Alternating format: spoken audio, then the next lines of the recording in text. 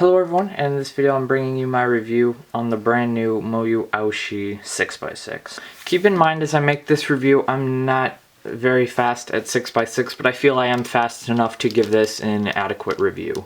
I'm going to kind of be comparing it to my modded Shengshao 6x6 on the right, and the V-Cube 6 is kind of obsolete because it's just not that good. When I first got this cube, it was not better than my Shengshao 6x6. It's pretty tight out of the box and feels pretty crunchy. The turning comparisons right out of the box, the MoYu 6x6 tends to lock up a little bit more on the outer layers than my Shengshao does. That is nothing that doesn't fix itself over time.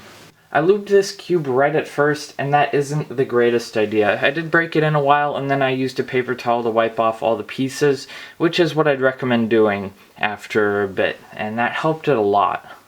The outer layers turn pretty well with not that many lockups. The second layer is where it locks up the most, with one or two every solve usually. And then the inner layers turn pretty well. I was pleasantly surprised by them.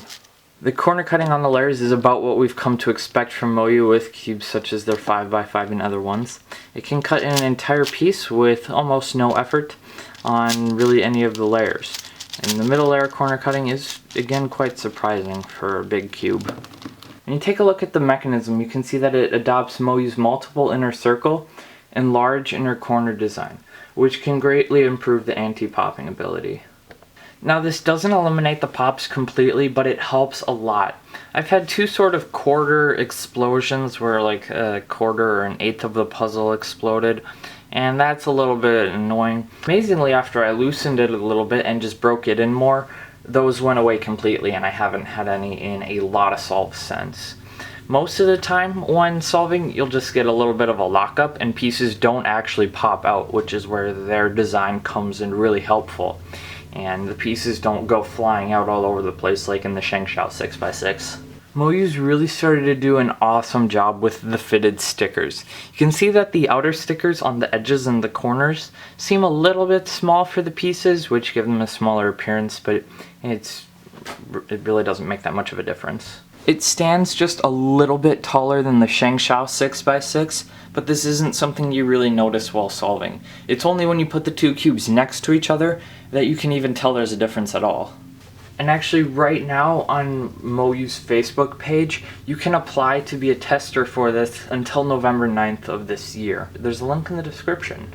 Now I have broken all my personal bests on this cube, which tends to be a recurring thing with MoYu cubes. It's pretty awesome how they're sort of taking over the market. Where my Shengshao still can compete, the frequent pops and lockups on that cube make it inferior quality to the new MoYu 6x6. Where this one does run you about $10 to $12 more than the Shengshao does, I think it's definitely worth the extra money. But again, don't expect the greatness to be right out of the box. You're going to have to break it in a while, and that's something to expect with most any cube. You don't have to break it in as long as you do on the Shengshao 6x6 though, which is a good thing.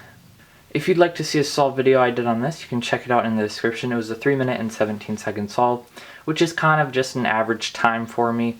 But I wanted to put it up so you guys could see the turning quality on this, because I didn't feel like adding an entire 3-minute solve into this video. This is where I cut out now, and thank everybody so very much for watching. Goodbye.